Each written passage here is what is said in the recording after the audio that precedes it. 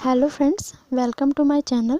इस वीडियो में मैं डिस्कस करूंगी कि कैसे मैंने अपना सीटेट एग्ज़ाम क्वालिफाई किया है इन माय फर्स्ट अटैम्प्ट और बिना कोचिंग के।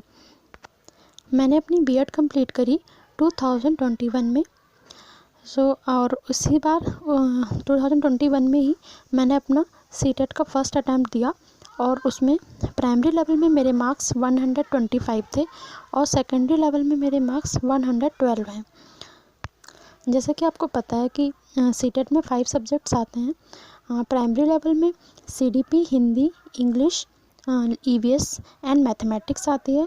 एंड सेकेंडरी लेवल में CDP, Hindi, English, mathematics and science अगर आप साइंस ग्रुप से हैं, और एसएसटी अगर आप आर्ट्स ग्रुप से हैं। अब बात करते हैं सोर्सेज की जिनका मैंने यूज़ किया during my preparation. First subject है सीडीपी। सीडीपी के लिए मैंने हिमांशी मैम का चैनल रेफ़र किया था यूट्यूब पर। उन मैम ने एक प्लेलिस्ट बनाई हुई है जिसमें अराउंड 45 to 50 वीडियोस हैं। उसमें सीटेट के लेवल का जितना भी सीडीपी है वो पूरा उन्होंने एक्सप्लेन किया हुआ है। तो मैंने वो पूरी प्लेलिस्ट देखी, उससे शॉर्ट नोट बनाए और अपना बेस क्लियर कर लिया। उसके बाद मैंने एक बुक ली सीडीपी के लिए, क्योंकि उस during that time I was also preparing for the REET. REET exam के पॉइंट ऑफ व्यू से मैंने एक बुक ली थी सीडीपी की। तो मैंने आरबीटी एप्लीकेशन की एक बुक ली थी और जो कि डॉक्टर लकी आहूजा की बुक है, दैट इज़ सीडीपी की बुक है वो। और उसमें बहुत अच्छे से एक्सप्लेनेशन दिया हुआ है। फिर मैंने जो नोट्स बनाए थे उनसे भी पढ़ा और वो बुक थी उससे भी अपना बेस स्ट्रॉन्ग किया। इस तरह सीडीपी के लिए मैंने 3 सोर्सेज का यूज़ किया। First one YouTube channel, second one my notes and third one is this book. Next subject है हिंदी। हिंदी के लिए मेरे पास मेरे 9th 10th क्लास की एक बुक थी हिंदी मानक की। वो बुक व्याकरण की बुक थी। मैंने उस बुक से उसमें बहुत सारे ऐसे दिए हुए थे पैराग्राफ्स वगैरह, तो मैंने वो पैराग्राफ्स को भी पढ़ा। पेडागोजी के लिए वही मैम ने एक प्लेलिस्ट बनाई हुई थी लेट्स लर्न चैनल में। उसमें जो प्लेलिस्ट थी उस प्लेलिस्ट में हिंदी पेडागोजी मैम ने पूरी कराई हुई थी। तो वो हिंदी पेडागोजी मैंने पढ़ी और उसके नोट्स बनाए। इंग्लिश के लिए भी मैंने पेडागोजी के लिए तो प्लेलिस्ट को ही रेफ़र किया था।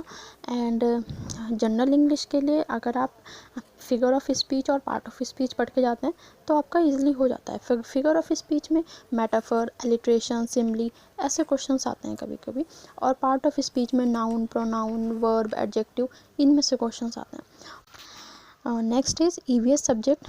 ईवीएस के लिए मैंने प्रिंट आउट निकलवाया था पूरे एनसीईआरटी के जो मेन पॉइंट्स हैं जो एग्ज़ाम में आ सकता है या फिर आता है, उस हिसाब से उसके सारे नोट्स थे। तो वो नोट्स मैंने प्रिपेयर करे थे, वो नोट्स मैंने निकलवा लिए थे प्रिंट आउट को। Next is mathematics. For level 1 mathematics के लिए बहुत सारे इंपॉर्टेंट टॉपिक्स होते हैं, उनको ज़रूर पढ़ना, जैसे फ्रैक्शन है, डेसिमल है, ये लेवल 1 में आता है। आप 6 to 8 एनसीईआरटी ज़रूर करके चाहिए फॉर मैथ्स के लिए।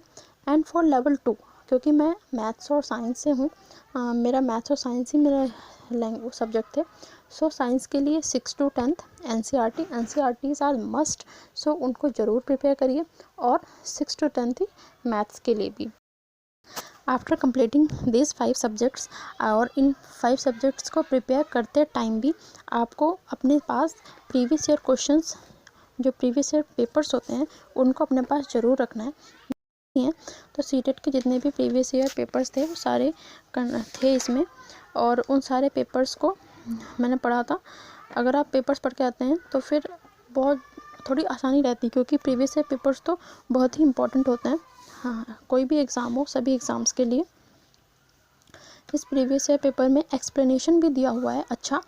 अगर आप प्रिपेयर करते हैं तो, और मैं आपको भी बताना चाहूँगी कि ऐसा नहीं है कि हर पेपर का सॉल्यूशन दिया हुआ है, लेकिन जनरली आगे के कुछ पेपर्स हैं उनका सॉल्यूशन अच्छे से दिया हुआ है, और लास्ट में कुछ पेपर्स हैं जिनके सिर्फ आंसर शीट दे रखी है और मैथ्स का सॉल्यूशन दिया हुआ है। लेकिन आप इनको मतलब आप कोई भी प्रीवियस ईयर ले सकते हैं, लेकिन मुझे पर्सनली आर गुप्ता सही लगे इसी प्रीवियस ईयर, तो फिर मैंने ये वाले प्रीवियस ईयर लिए थे लेवल 2 के लिए भी और लेवल 1 के लिए भी।